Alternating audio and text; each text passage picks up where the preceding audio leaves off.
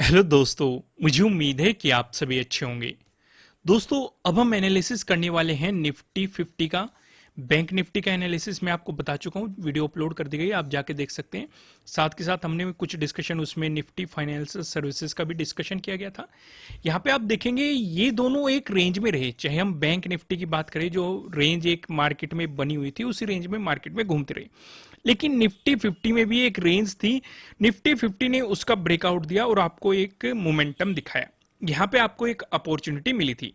अब हम निफ्टी 50 का डिस्कशन करते हैं। पहले हम लॉजिक समझेंगे, उसके बाद कुछ और चीजों को समझेंगे कि कहाँ पे सपोर्ट बन सकता है, कहाँ पे रेजिस्टेंस बन सकता है। लेकिन आगे बढ़ने से पहले मैं आपको बता दूं, ये आपके लिए किसी भी तरह का ना तो कोई बाय रिकमेंडेशन है, ना ही कोई सेलिंग रिकमेंडेशन है।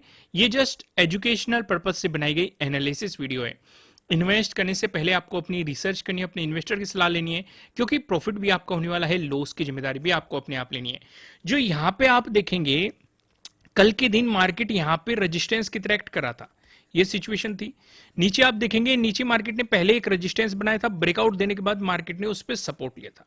यानी कि एक रेंज मार्केट ने यहाँ पे क्लियर क्लियर डिसाइड कर दी थी कि भाई या तो मार्केट इस रेंज से ऊपर निकले, तब बाइंग अपॉर्चुनिटीज पे हम फोकस कर सकते हैं, या फिर मार्केट इससे नीचे निकले तो यहां पे एक नेगेटिव मोमेंटम की हम मार्केट में उम्मीद कर सकते हैं। ये सिचुएशन आपको यहां पे दिखाई दे रही थी। तो मार्केट ने इसका ब्रेकआउट दिया, तो यहां पे आप देखेंगे एक पॉजिटिव मोमेंटम की उम्मीद थी, जो कि आपको एक सिनेरियो भी देखने को मिला।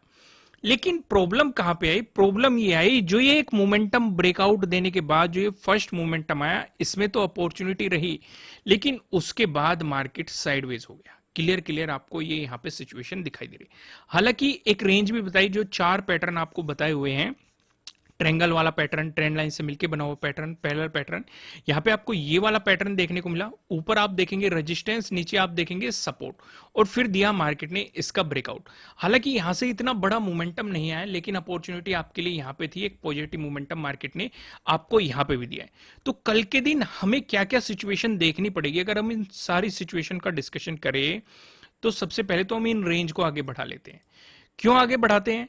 मैं आपको एक बात हमेशा कहता हूं, ध्यान से समझना, अगर आप चीजों को समझना चाहते हैं। जैसे कि जो हमारे रेजिस्टेंस थे, ब्रेकआउट मिलते ही वो सपोर्ट की तरह एक्ट करेंगे। ये जो सपोर्ट थे, ब्रेकडाउन मिलते वो रेजिस्टेंस की तरह एक्ट करता है। जैसे कि ये रेजिस्टेंस था, ब्रेकआउट मिला, इसने सपोर्ट की तरह एक्ट किया। ये भी पहले रेजिस्टेंस था, ब्रेकआउट मिला, तो पॉसिबिलिटी है ये फिर से सपोर्ट की तरह एक्ट करे। ये सिचुएशन आपको समझ में आ रही है? दूसरा, अगर आप ध्यान देंगे, मार्केट ने यहां पे भी एक रेंज बनाई हुई है, इसे भी ऑब्जर्व करो। सिर्फ इन्हीं रेंज से काम नहीं चलने का, क्योंकि इस रेंज के अंदर मार्केट ने एक साइडवेज मोमेंटम दिखाया है। ध्यान से समझो, क्लियर क्लियर। अगर मार्केट इससे नीचे चलता है, तो यहां पे भी आपके लिए एक सपोर्ट ये वाला बना हुआ है। तो यानी कि क्या होना चाहिए? अगर मार्केट इस जोन में आता है, तो आपकी प्रॉफिट बुकिंग होनी चाहिए, पहली चीज। दूसरी चीज, आपको फिर देखना पड़ेगा इस बीच क्या प्राइस एक्शन बनता है, क्योंकि मार्केट ने इस लेवल की भी बहुत ज्यादा रेस्पेक्ट की है, एक साइडवेज मोमेंटम दिखा है। यहां पे बायर्स और सेलर्स के बीच काफी बेहतरीन फाइट चली है। मैं आपको हमेशा एक बात कहता हूं, जब भी किसी लेवल पे जाके बायर्स चाहेंगे कि मार्केट यहां से ऊपर जाए, सेलर्स चाहेंगे कि मार्केट यहां से गिर जाए, तो उस वजह से मार्केट आपको यहां पे साइडवेज देखने को मिल जाता है उस सिचुएशन पे। तो यहां पे आप ऑब्जर्व करेंगे, यानी कि अगर मार्केट फ्लैट ओपन होके पॉजिटिव मोमेंटम दिखाता है, तो यहां पे हमें चाहिए प्रीवियस डे हाई का मार्केट ब्रेकआउट दे। यहां पे कुछ चीजें और ऑब्जर्व करेंगे। अगर पहली चीज ऑब्जर्व करें, प्रीवियस डे हाई जो है और प्रीवियस डे क्लोजिंग है, ये दोनों नजदीक है। यही हमने बैंक निफ्टी में भी डिस्कशन किया था और बैंक निफ्टी में भी देखने को मिली थी। मैं आपको फिर से एक झलक दिखाता हूं। यहां पे भी आप ऑब्जर्व करेंगे, मैंने बैंक निफ्टी वाली वीडियो में भी किया था कि प्रीवियस डे हाई और प्रीवियस डे क्लोजिंग नजदीक है। यहां पे आप देखेंगे बैंक निफ्टी का चार्ट लगा हुआ है, इधर निफ्टी 50 का, इधर निफ्टी फाइनेंशियल सर्विसेज का। वापस हम वहीं पे आते हैं। तो पहली चीज हमें ये समझ में आ रही है कि ये दोनों नजदीक है। तो हमें क्या चाहिए कि मार्केट प्रीवियस डे हाई का ब्रेकआउट दे, प्लस प्रीवियस डे क्लोजिंग से ऊपर रहे।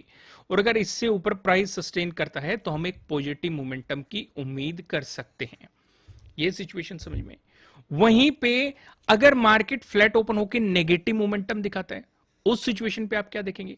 उस सिचुएशन पे हम ये देखेंगे, ये तो हमें समझ में आ रहा है कि प्रीवियस डे हाई और प्रीवियस डे क्लोजिंग दोनों नजदीक है।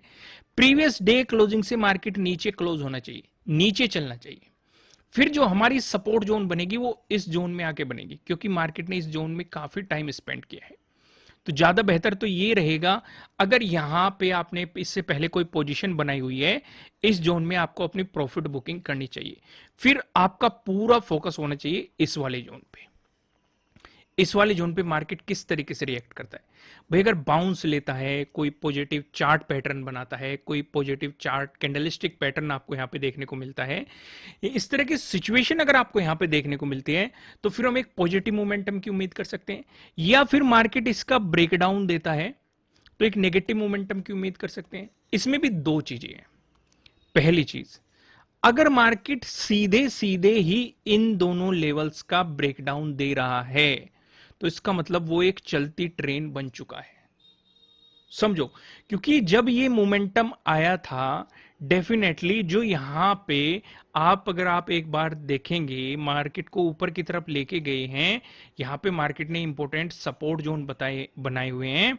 तो अगर मार्केट ने एकदम क्विक मोमेंटम दे दिया, तो जो इनके स्टॉप लॉस हिट होने के चांसेस बढ़ जाएंगे। तो उस सिचुएशन पे क्या रहेगा, उस सिचुएशन पे मार्केट एक चलती ट्रेन बन जाएगा, और चलती ट्रेन से हमें दूर रहना चाहिए। ये चीज मैंने आपको बताई हुई है। उस सिचुएशन पे हम प्लेटफॉर्म का इंतजार करेंगे कि या तो मार्केट कुछ रिट्रेसमेंट दिखाए, या फिर ब्रेकडाउन देके यहीं पे कुछ टाइम स्पेंड करे, या फिर उससे ज्यादा बेहतर ये रहेगा कि इस रेंज के बीच आके मार्केट यहां पे कुछ टाइम स्पेंड करे, इस कहीं रेंज के बीच, और फिर ब्रेकडाउन दे, तो हम इस सपोर्ट के मोमेंटम की उम्मीद कर सकते हैं। यानी कि ये एक नेगेटिव मोमेंटम इस जोन तक अप्रोच करने की मार्केट कोशिश कर सकता है, क्योंकि उसके बाद जो इंपॉर्टेंट सपोर्ट नजर आ रहा है, वो आपको इसी जोन में यहां पे सपोर्ट बनता हुआ दिखाई दे रहा है। सिचुएशन समझ में आई। वहीं पे अगर डिस्कशन करें, गैप अप ओपनिंग अगर आपको मार्केट देने की कोशिश कर रहा है, उस सिचुएशन पे आप क्या करेंगे। अगर गैप अप ओपनिंग मिलती है, तो यहां पे हमारी पहली चीज तो क्लियर हो ही जाती है कि प्रीवियस डे हाई का ब्रेकआउट हमें मिल रहा है, या फिर मार्केट आपको गैप अप ओपनिंग दे रहा है कहां पे, प्रीवियस डे हाई के आसपास ही। अब यहां पे एक इंपॉर्टेंट लेवल भी आप एक तरीके से ये भी कह सकते हैं, मार्केट ने इसकी भी रेस्पेक्ट की है, 19,500। ठीक है, दो तरह के लेवल पे हमें ज्यादा ध्यान रखना चाहिए, जैसे कि 19,000 हो गया या 18,000 हो गया, इन पे तो खास ध्यान होना चाहिए, या 20,000 होगा, इन्हें राउंड लेवल बोला जाता है। ठीक है, पर कहीं ना कहीं इनका भी एक रोल होता है, जैसे कि जो 500 के रूप में होते हैं, जैसे 18,500, 17,500, 20,500, इस तरह के। तो मार्केट में यहां पे भी ये लेवल है। अगर आपको गैप अप ओपनिंग मिलती है, यानी कि मार्केट इस लेवल से भी ऊपर है, प्रीवियस डे हाई का भी ब्रेकआउट दे रहा है, प्लस प्रीवियस डे क्लोजिंग से भी मार्केट ऊपर है, ये सिचुएशन अगर क्रिएट हो रही है, तो इसका मतलब वो अगर प्रीवियस डे हाई से ऊपर प्राइस सस्टेन करता है, तो यहां पे आप एक पॉजिटिव मोमेंटम की उम्मीद कर सकते हैं। यह सिचुएशन समझ में आई। लेकिन अगर गैप अप ओपनिंग देके मार्केट नेगेटिव हो गया, तो आपको एक बात ध्यान रखना है कि वो प्रीवियस डे क्लोजिंग से नीचे आना चाहिए। इस बीच आप कुछ भी नहीं करेंगे। प्रीवियस डे क्लोजिंग से अगर नीचे चलने लगता है, फिर आपको पता है सपोर्ट जोन आपके लिए कहां कहां पे है। ये सिचुएशन क्लियर होगी। वहीं पे अगर मार्केट आपको गैप डाउन ओपनिंग दे देता है, उस सिचुएशन पे आप क्या करेंगे। फिर से आपके लिए यही इंपॉर्टेंट जोन हो जाते हैं। सबसे ज्यादा इंपॉर्टेंट जोन है ये वाला जोन, ये वाला जो जोन है। अगर मार्केट इस जोन के बीच में आपको गैप डाउन ओपनिंग देता है, तो उस सिचुएशन पे अगर बियरिश कैंडल बनाता है और उससे नीचे चलने लगता है, तो इस सपोर्ट जोन का हमें ब्रेकडाउन चाहिए, अगर हम नेगेटिव मोमेंटम की उम्मीद कर रहे हैं तो। ठीक है, कई बार मार्केट आपको ट्रैप करने की भी कोशिश कर सकता है, क्योंकि ऊपर रेजिस्टेंस हो जाएगा, नीचे सपोर्ट हो जाएगा। अगर यहीं पे घूमना शुरू कर दिया, तो एक साइडवेज मार्केट हो जाएगा। साइडवेज मार्केट ऑप्शन बायर्स के लिए बिल्कुल भी नहीं होता है। उन्हें जितनी जल्दी हो सके अपनी पोजीशन से एग्जिट करना चाहिए, या फिर पोजीशन ही नहीं लेनी चाहिए साइडवेज मार्केट में। यहां तक चीजें क्लियर हुई, सारी चीजें समझ में आई, कोई भी कंफ्यूजन नहीं है ना। अगर ये गैप डाउन ओपनिंग देके मार्केट यहां पे हैमर बना दे, या पिन बार बुलिश कैंडल बना दे, या एक मोमेंटम दिखाना शुरू करे ऊपर की तरफ, जो आपके लिए रेजिस्टेंस बनेगा वो बनेगा प्रीवियस डे क्लोजिंग। उसके बाद आपको ये देखना है कि प्रीवियस डे क्लोजिंग पे मार्केट किस तरीके से रिएक्ट करता है प्रीवियस डे हाई पे, क्योंकि एक पॉजिटिव मोमेंटम कंटिन्यू तभी रह सकता है जब मार्केट दोनों का ब्रेकआउट देके इसके ऊपर प्राइस सस्टेन कर जाए, तभी आप एक पॉजिटिव मोमेंटम की उम्मीद कर सकते हैं।